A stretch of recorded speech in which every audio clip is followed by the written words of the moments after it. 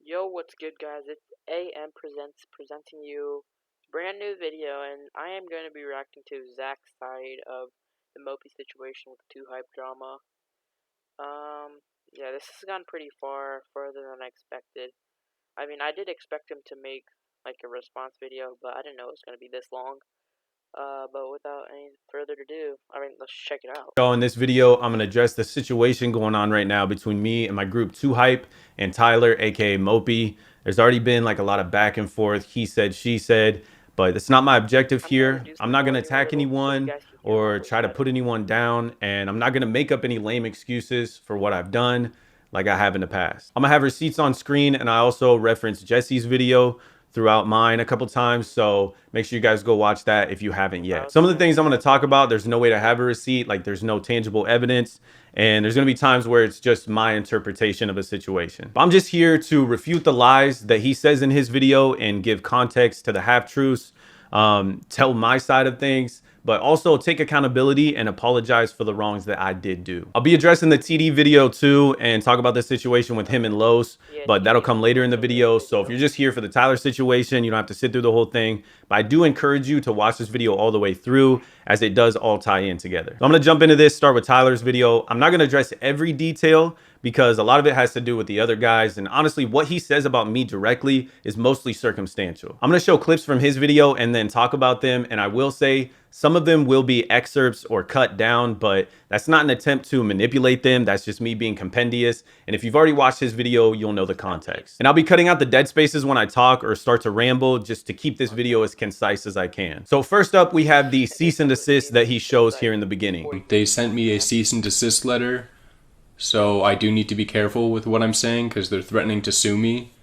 I've literally only said L-hype, and I'll be making a video, and they're already sending me a cease and desist letter. Like, So when I first saw this, I thought that like 2Hype was in the wrong and like they're terrible people. But then after like Jesser kind of explained what it means, and I think Zack's about to do that. what does that tell you? Like, So he starts out here with a half truth, and for somebody that wants to accuse us of manipulation, you literally manipulated this situation right here to try to make us look bad. Like Jesse already said in his video, you and your dad threatened us with legal action on November 21st, almost a month before this was sent, causing us to get a lawyer to protect ourselves. And a cease and desist is not a lawsuit. We did not file a lawsuit against you. It's merely a warning not to disparage us or 2Hype as a collective. And the only way to have a case for defamation is if the statements made are in fact false. So we were basically saying, hey, we saw the insult you tweeted. We saw you were making a video.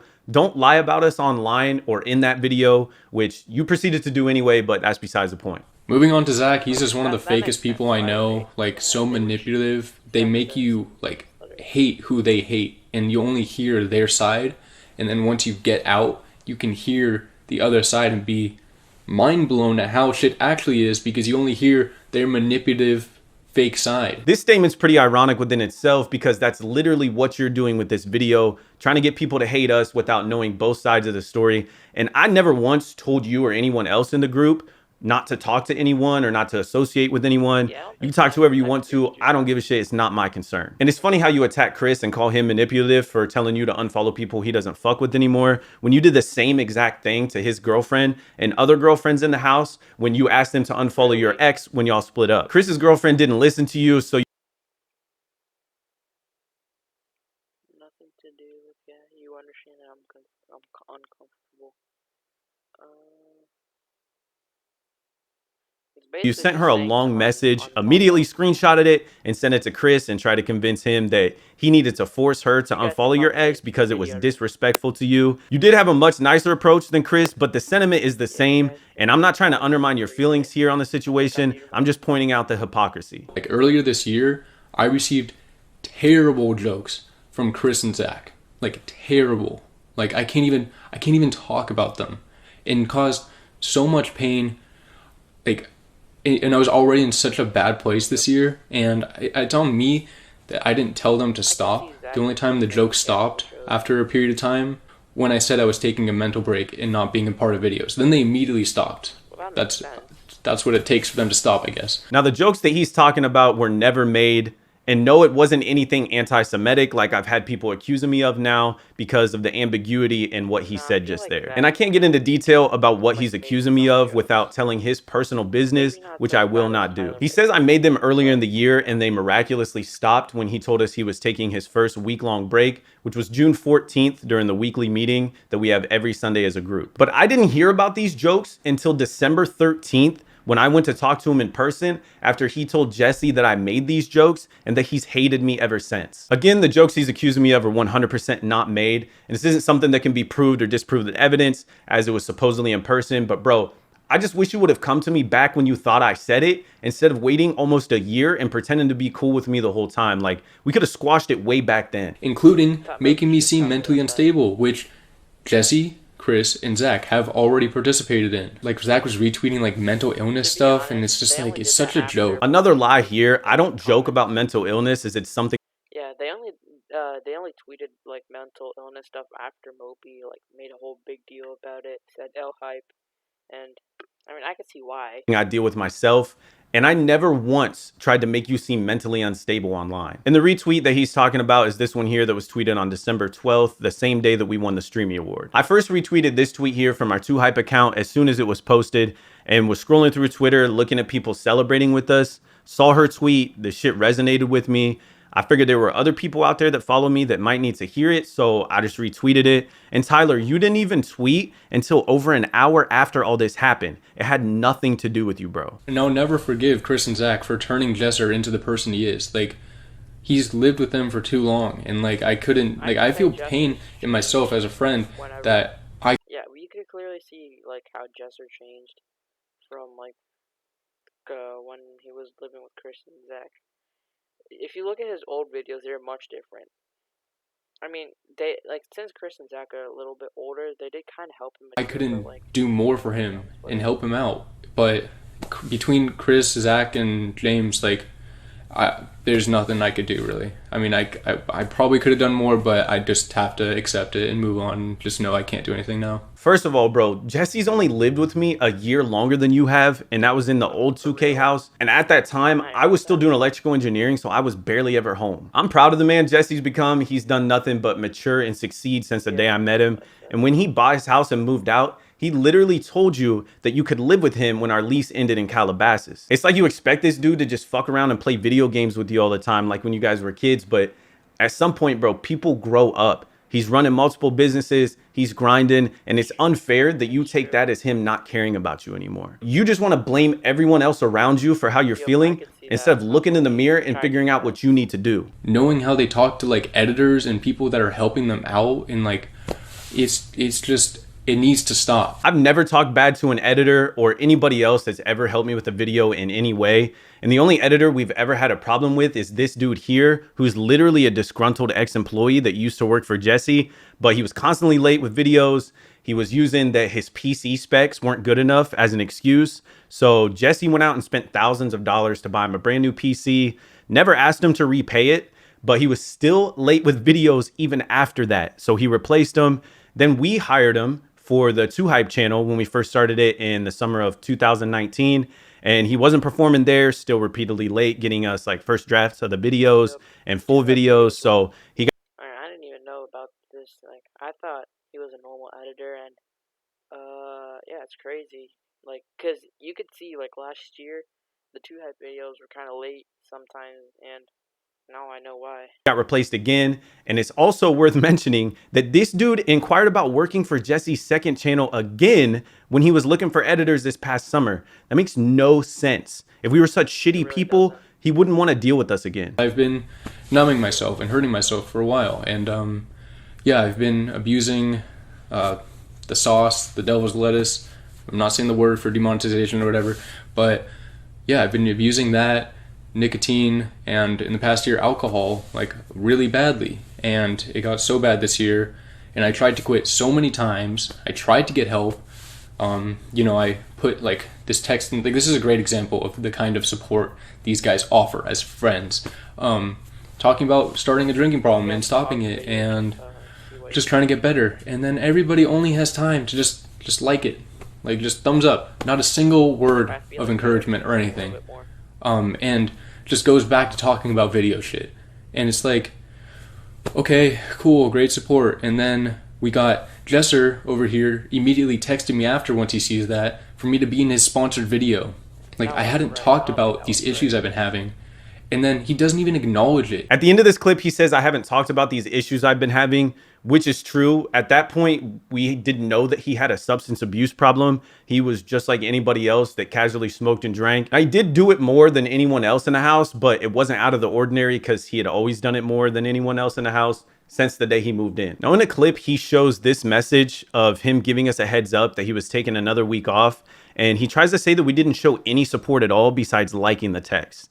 Now, just for reference, this was the second time that he extended his break. And like I said earlier, it started June 14th when he told us he was going to take a week off to get like a mental break, take care of some personal administrative stuff, and try to get off nicotine and alcohol. And the next Sunday, June 21st, he said he needed one more week off, and he ended up coming back at the end of June when he made the flight video, and he was a part of a few of our personal channel videos.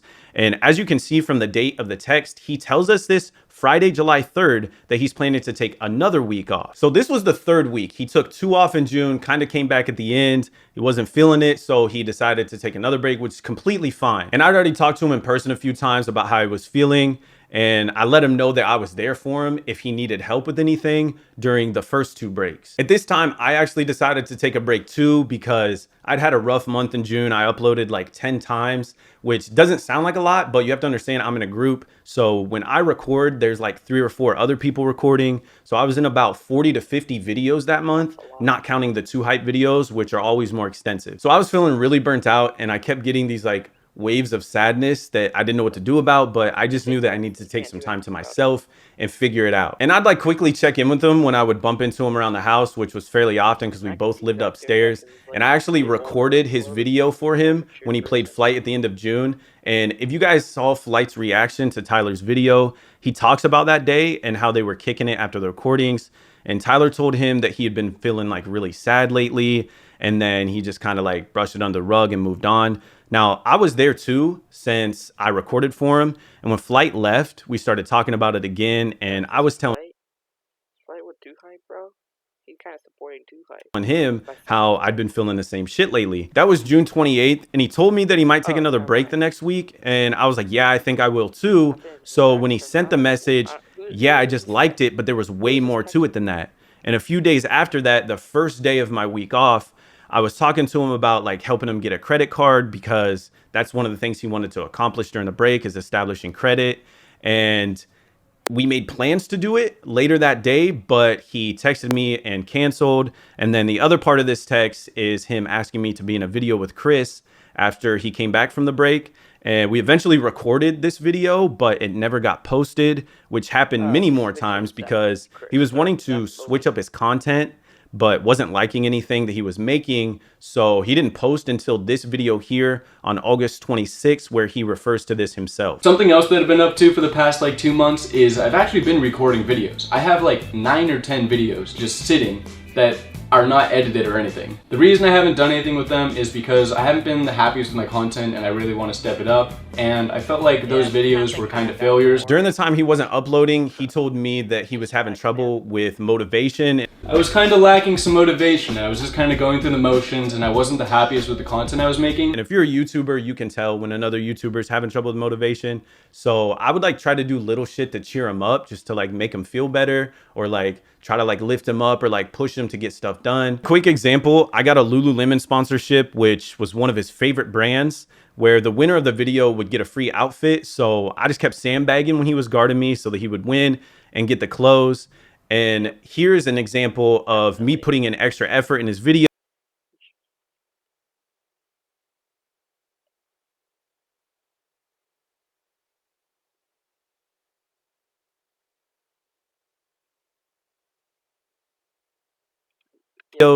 During this time and him thanking me for it. This video wasn't ever uploaded either, but it was like a nighttime escape room in the dark. We were having to use like flashlights and I knew the footage was terrible because you couldn't see anything, but I tried my best to make it good for him and like encourage him. And I know those examples aren't anything super significant, but I was just trying anything to like cheer him up Yeah. and like be more adamant about holding conversations with him just so that he would at least feel heard. While I was not entirely open with how bad things were for me, they'll say like they didn't know and I just kept to myself. It's like if nobody, I said I was taking breaks and I wouldn't upload and I wouldn't be around for weeks and like months on end, and no one checked on me for like months and months. And like my living situation, my hallway was so bad. Just everybody walks by it and thinks nothing of it, like what's going on in my room and like what I'm doing to myself in my room. And it's like it got so bad with my hallway that it could be pitch black dark, and I memorized where to step to not step on shit and get to my room. Like, and I don't want to blame my living situation and how I was treating myself on them, but I'm not having it go out there that they were supportive of me or trying to help me. Like, it was just me. Here he's talking about us not checking on him or helping him clean his room or his hallway. Ever since I knew him, his room was always like consistently messy. So I didn't take that as anything out of the ordinary. I thought it's just how he was. So much stuff was in my room. I was low-key hoarding for like years. Now his hallway did get bad. He started buying like hella props for videos, random shit, shopping a lot. And he ran out of space in his room. So he would just like kind of throw it in this hallway of his at the top of the stairs. And yeah, every time you go upstairs, you literally walk right by it. So we would see it all the time, but it wasn't like we thought nothing of it. As you guys can see, I have a bunch of random stuff. This is stuff that's been bought over the years, impulsively, for videos, whatever it may be. Everything that I need to get out of my living space is in this storage unit. We got this unit, yeah. We got all this stuff. All these video stuff. But wait, oh! We got a second storage unit. Yeah, I wanted to show you guys, so I took out all the costumes and outfits. But yeah, this is what I'm working with for making the YouTube videos now. Before, all this stuff was either in my hallway, in my room, or just somewhere around the house, so I had to take it out. Eventually it got to the point where it was embarrassing to even have guests over and have them go upstairs and see that. And I tried to help this dude clean up that hallway so many times, but he would always say like, oh, I don't have anywhere to put it, or just make up another excuse. My girlfriend even offered to help him because she was cleaning the whole house before she had a friend come stay back in like November of 2019. And he was like, oh, I'm gonna do it this weekend. And he never did. He finally does it like a month later, and she still acknowledged it and said she was proud of him. That's one of the only times it was clean until he finally got this storage unit almost a year later and just threw all the shit in it after Jeff had to damn near force him to clean it with him. Throughout the video, he tries to convey this narrative that nobody was there for him, nobody supported him. And I'm gonna be honest, Tyler, I wish I would have been there for you more and helped you out more, and I know I could have done more for you, but you can't honestly say that I didn't try. These messages are from September 27th, which was the night that Tyler told us he didn't want to do the 100 Thieves deal anymore in Discord at the end of our weekly meeting. He had never mentioned anything to a single person about having any issues with the deal before this, so it was a huge shock to everyone. And we asked him if he wanted to discuss it in person, which he agreed to. So we met at Jesse's house, and he proceeded to tell us that he didn't want to do the 100 Thieves deal. He gave like numerous reasons. And he also said that he still wanted to be in the group, but that he needed a real break from everything. And this was also the first night that he finally told us about the substance abuse. He opened up more about his struggles with depression, how he was hurting himself, and how he felt distant from the group. And after the meeting, I texted him, told him I loved him no matter what. And he said he loved me too, and that he hadn't forgotten how much I had done for him. At this point, I knew shit was serious, and I told myself I would do everything I could to try to help this dude in any way possible. Like before, yeah, I was there for him, but it was just different now. Like when you have a friend sitting there telling you that they're down so bad that they're hurting themselves, like that shit made me sick to my fucking stomach, bro. And we asked him that night, like if he wanted to hang out, like try to make him feel better, but he ended up leaving. Everybody else stayed, and we were all pretty emotional about the whole situation, and we were talking. Jesse made a group chat so that we could try to figure out how to help him and make a plan to get him healthy again. And at this time, I was still living at the house. So the next day I woke him up and talked with him. We had a really Just by watching like half of this video, you could tell he tried his best to like support him. Obviously, Mopi should have like opened up a long time ago. That would have made it the whole situation better. talk, and he opened up even more about a lot. He told me how he felt Jesse and Chris had changed and he didn't feel close with Jesse anymore, and how he thought James was disrespectful, but he didn't express having any problems with me. And he also told me that he was on prescription antidepressants, but that he never really took them because he felt like they would change him and he wanted to overcome what he was dealing with using his own free will.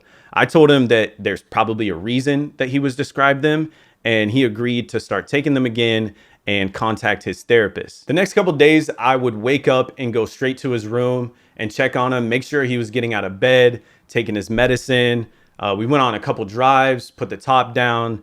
We went and got breakfast one of the days. Like, I was just doing anything to try to like get him outside and like talk to him and be there for him and just prove that like I was really there. These messages here are from the days that follow that. We had a 2 Hype shoot on the 30th.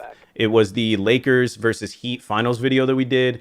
And I texted him after the video late that night because I was thinking about him, and I went to his room to check on him and he wasn't there. I saw him the next day, and we made a plan to take his clothes to a wash and fold where you just drop them off in a garbage bag. They clean them, fold them for you. You just go back and pick them up. He said he had some errands to run, but that he would be back later, but I never heard from him. Then the next day, I went to his room again, made sure he was good. I was like, yo, I'm gonna be busy tomorrow because I'm moving into my new place, but I'm gonna check on you in the morning before I start moving and shit. And like, I'd already been packing that whole week and getting shit ready, but I was just making sure that I made time for him every single day. Even when I wasn't staying in the house anymore, like I was still checking in on him and like trying to help him. Now that was just our messages. We were still like talking in the group chat before and after that. And a couple days later, we had a group meeting for Tyler where everybody was there, and he showed up in a 100 Thieves jersey, one of the 100 Thieves jerseys that they sent us when we were like first in talks with them. And he expressed how he was feeling better and that he was considering doing the deal again. We had a shoot with 100 Thieves later that week on October 12th for the House Olympics video that's on their channel. And Tyler wasn't in the video, but he did come to the house and he seemed to be in good spirits. He started coming around more, and we all made plans to celebrate that weekend because my channel was about to hit 1 mil. He texted me congrats and we exchanged a couple more messages, but those would be the last messages until after he was back from rehab. We had a meeting on the 18th, and this is the one that Cash talked about in his video where Jesse got really emotional. Tyler told us that he was thinking about the deal again. He didn't want to do it. He decided that it wasn't for him. And he also told us that he was going to take an extended break from YouTube and from the group, and that he was going to check himself into rehab. His plan was to get sober and then take a few months off, then come back to the group if he decided that's what he wanted to do or when he was ready. We told him to take as much time as he needed, that we'd be here waiting for him. He said that he would make a post on social media explaining everything so that the fans wouldn't be left in the dark.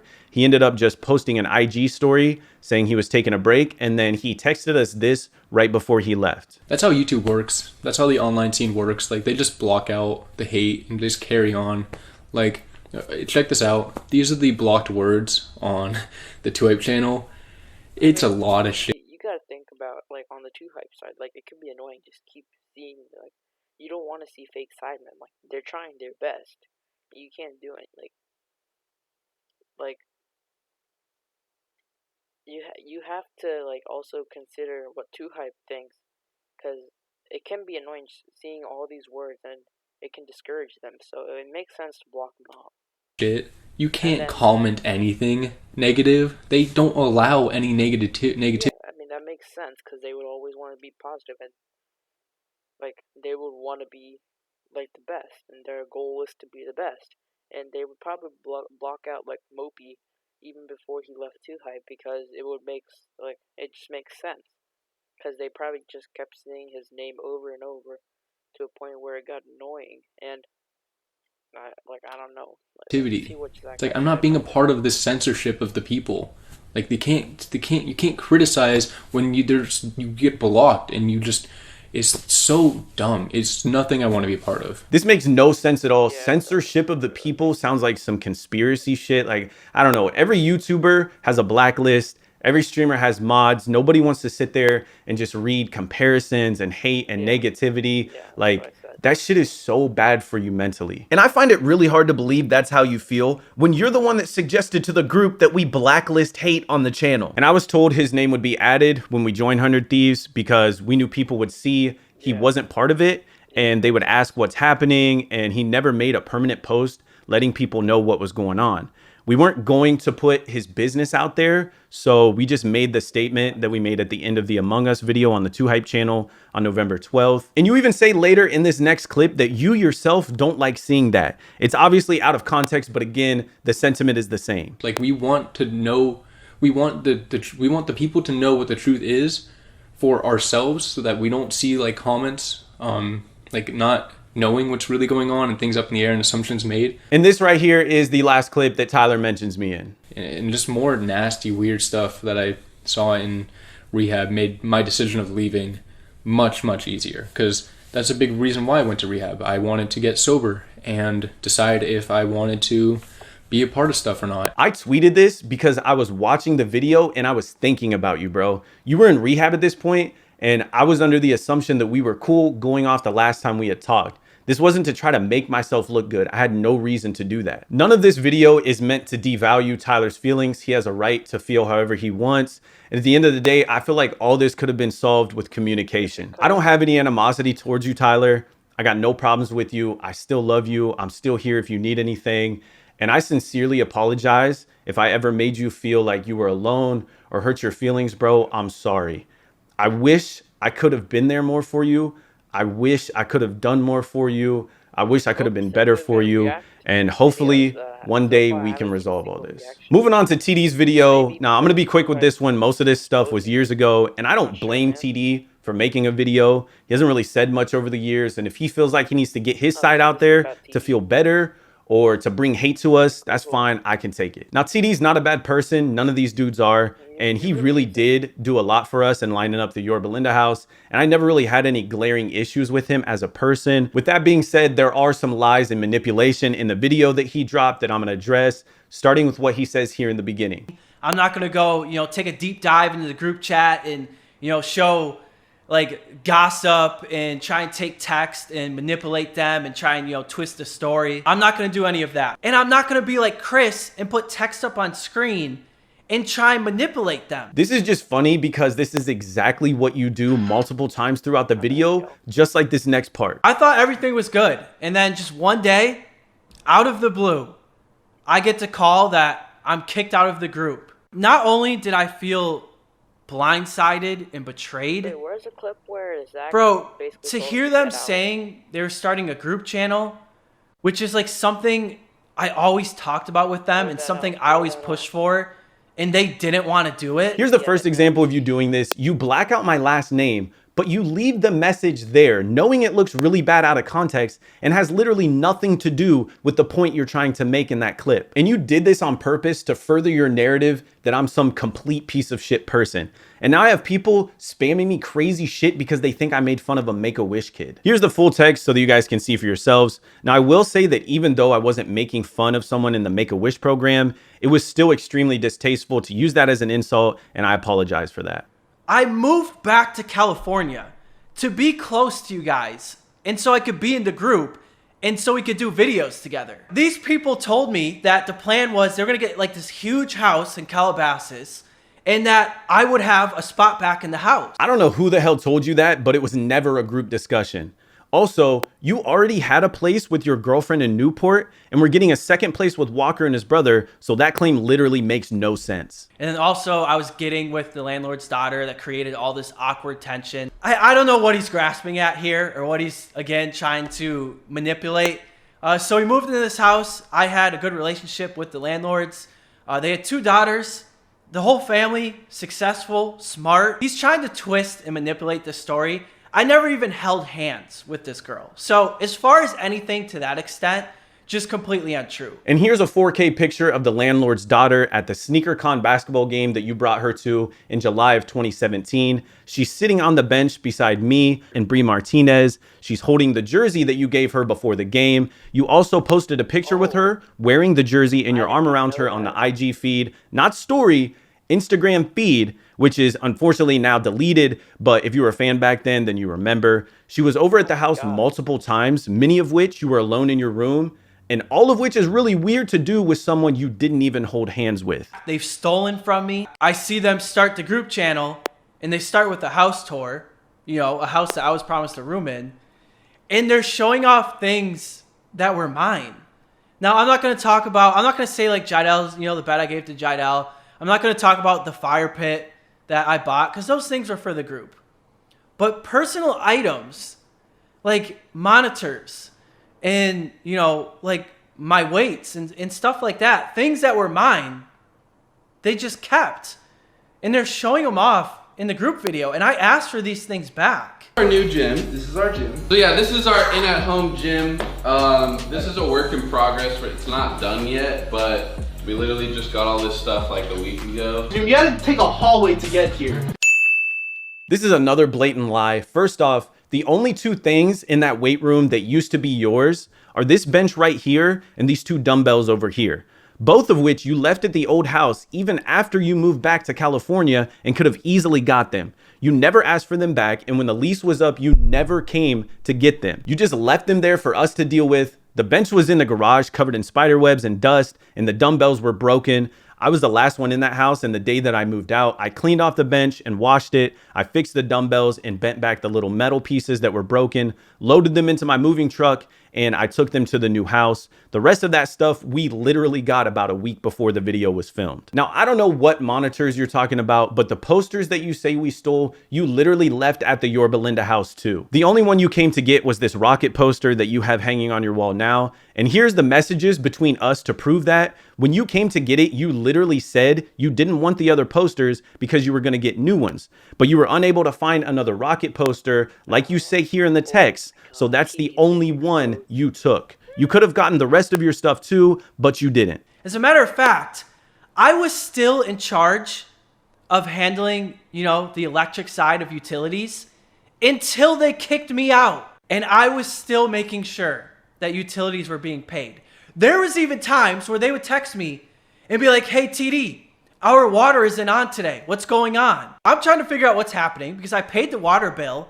Well, you need to get an annual water test in California. I'm across the country taking care of my mom and still doing things like this to help the group out. While I appreciate what you did, bro, nobody asked you to do it. All you had to do was call the utility companies, tell them you didn't live there anymore and take it out of your name. Then one of us would have to call them and put it in our name. And here are the messages of Chris and I handling the water situation, not you. You're on the other side of me, you know, getting kicked out. So, in your opinion, was this like business or was this personal? It was for sure business, but they tried to tie in like whatever little personal stuff they could to try to make it seem less about the business. But it was going from 9 people to 6 and cutting out shares for everyone in the company. Obviously, this is just hearsay and it's complete bullshit. There had never even been a discussion about shares in the company at this point, and everybody in the group agreed that it was best for the group to move forward without Los, TD, and Mao. Like any decision, it was a mixture of business and personal, but only business in the sense that the vision that we had for the group channel and what we wanted to do as a group, we felt like would be more easily accomplished without them in the group. Alright, here's where I gotta pause the video. I feel like it's basically to get more money, because at the end of the day, fun, money, and like a happy life is what they're doing this for. And I feel like they kicked out like Mal, TD, like they're all loved by like the 2Hype fans. Like they can't do anything about it now. And I feel like it was mostly business, and I think it's only because of the money and like, yeah. Which again, everybody agreed on. You know, show like gossip and try and take text and manipulate them and try and, you know, twist the story. I'm not going to do any of that. But here's just a few of them. And like I said, these are between Chris and Zach. Zach texts Chris saying, dude, shit's crazy. And I know he'd be nasty host too. Chris responds with, yeah, taking whatever he can. Laugh my ass off. Zach then followed it up with, exactly. Sheesh. Here's another one. Zach texts Chris saying, Did you get a long ass text from Lewis? Chris says, laugh my ass off. Yep, gotta love it. Best apology yet, haha. Zach says, laugh my ass off, bro. I don't even know what to say to him at this point. I think he's only saying this because he saw the stuff we've been putting on Twitter. Well, that's interesting because Chris also complained about us putting out subliminal messages. You kind of are admitting right there that that's what you did to Los, and that's why he sent you an apology. Chris says, I haven't responded yet, but yeah, most likely laugh my ass off. And Zach says, I haven't either. I've already said all I can say like 20 times at this point, LOL. And Chris said, yep, I think I'm gonna just say that, haha. I know the first clip was out of context, but it still applies as it's a blatant contradiction. He blacks out a huge chunk of that first text, leading people to believe that I said something super fucked up, but it was literally just a joke. Here's the full text so that you guys can see exactly what we were talking about. And for the second part, this is the tweet that we were referring to. It was nothing subliminal like you claim. And like we said in the text, we had already been down this road with Los before. And the apology was for not working to his full potential, not for anything he did to us, because honestly, he didn't do anything to us and he never really did. Now, regardless, it was shitty to even say anything behind his back. I don't know what my problem was back then. I think I was just unhappy with myself and some of the situations I was in, and I would project that onto Lewis, but no matter the reason, it was fucked up. And when everything went down a couple years ago with Los and he found out that I was talking behind his back, I made up a bunch of lame ass excuses instead of just owning up to it. Now, I did apologize to him back then. Here's the message I sent, and that was the last time I spoke to him, but I don't blame him for not accepting it because the messages literally right above it were me trying to make excuses. But I did mean what I said, and I want to apologize to him again. Los, I'm sorry, bro. I fucked up and then tried to blame you when it wasn't your fault. We had a good ass friendship and a lot of genuine times together. Like, I'd be traveling for work and I would go to Jersey in between jobs to kick it with him on some like real shit. Like a lot of times we wouldn't even stream. We would just go hoop or like chill in the attic. I met his family, who I also owe an apology to, Jake and his dad, for doing that to their brother and son. I'm sorry to y'all too. I still got love for you, bro. You're one of the most entertaining streamers on any platform. And I'm sorry for the betrayal, man, and I wish you nothing but the best. The last thing I want to talk about in this video is the leaked Discord call. Supposedly an old friend of Jesse's leaked it, but it was TD who recorded it and leaked it. Now, TD was at his house, but we were all in the same room at the 2Hype house on one phone in a private Discord. Why the fuck would some random friend of Jesse's be in a call where we're telling a member of the group that we don't want him in the group anymore? And in the clip, you can see him looking at his monitor when he's talking about it because he has the full call right there. And then he acts surprised when it got leaked on Twitter, like, come on, bro, you're not fooling anyone with that shit. And everyone took turns talking on this call, but it was only Chris and I's part that got leaked because we're supposed to be the villains here. And I'm gonna play audio for you guys that ended up getting leaked. And I really wish the entire conversation was out there because it would have looked a whole lot worse. But we're going to play what we got. Tight schedule that we're going to start doing now that we've moved out, we're getting settled in. Like, things are going to move really quick and, like, at a large scale. And, like, we didn't want to just put it, like, the group channel out and stuff and, like, not have you, like, aware. And then also, like, given that we see, like, we're kind of, like, foreshadowing, like, looking forward to where this movement's going to go. And, like, we didn't see, like, you being, like, a part of it. We also just wanted to, like, come to you. Like, we'd hope that you could build, like, your own narrative as to how, like, we're not, like, together. And then, like, you know, we wanted you to, like, let us know, like, how you wanted to go about that. Like, are you, like, do you plan on, because we didn't want to, like, publicly say this and everything. I think, like we told Lopez, like, you guys can, like, build your narrative, you know, like. Yeah, we want it to be like you are, like, stepping away from 2Hype and going your own way because you want to focus on yourself and, like, you feel like it would be easier to do it, you know, that way. We also don't want to just come out and say, like, yeah, we kicked TD out and, like, have, like, some sort of negative connotation towards you, or have the fans have some negative connotation towards you, because we don't want to affect you on that. And like Cash was saying, like, it's not like, and Chris was saying, it's not like we still can't make videos. Like, it's not like you can't come over, or, like, can't play games together. You can't text us whenever you need something. Like, we're still boys. Yeah. This was a call in Discord. This was probably some of the dumbest shit we ever did. Now, I said that I didn't want any negativity going towards them or towards That was really stupid of them to say, make your own reason why you left us.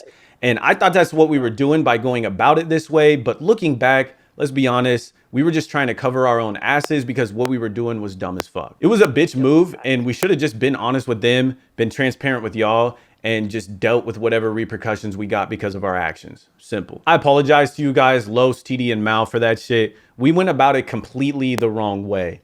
But everybody's doing their thing. Mal's doing his thing. TD's doing his thing. Los is killing it on Twitch. Mopi's going to do his thing and hopefully stay healthy. And I just hope that we can deal with this situation and everyone can move forward amicably. And I owe one more apology. That's to you guys, the fans, and everyone that supports us.